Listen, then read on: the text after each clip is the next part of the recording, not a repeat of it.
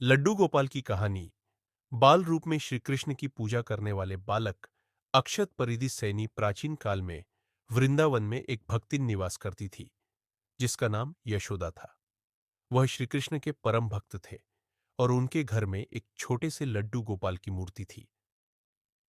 यशोदा ने अपने लड्डू गोपाल को दिन रात अपने साथ रचाया था।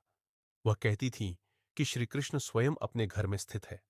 उनकी भक्ति इतनी प्रबल थी कि जब जब वे गोपाल से मिले, तब तब थाली में से लोध कम हो गए। पहले तो उन्हें लगा कि यह उनका भ्रम है, लेकिन बार बार ऐसा होने पर वह चकित हो गए।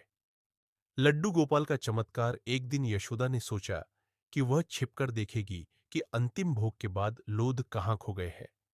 उसने एक सूरज के पीछे से झंकार देखा तो वह दगम रह गया।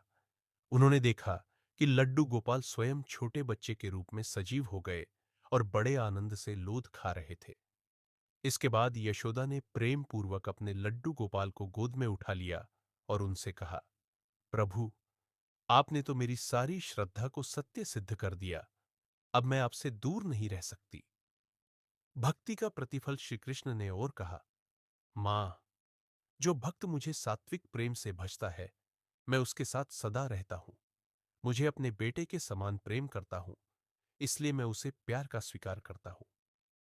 यशोदा का हृदय भक्ति भाव से भर गया और उसके बाद वह पहले से भी अधिक श्रद्धा से लड्डू गोपाल की सेवा करने लगी।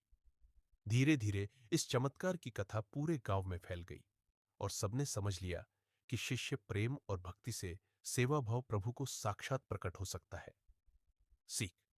यह कथा हमें सिखाती है कि यदि हमारी भक्ति सच्ची और निस्वार्थ हो तो भगवान हमारे जीवन में चमत्कार कर दे। जय श्री कृष्ण।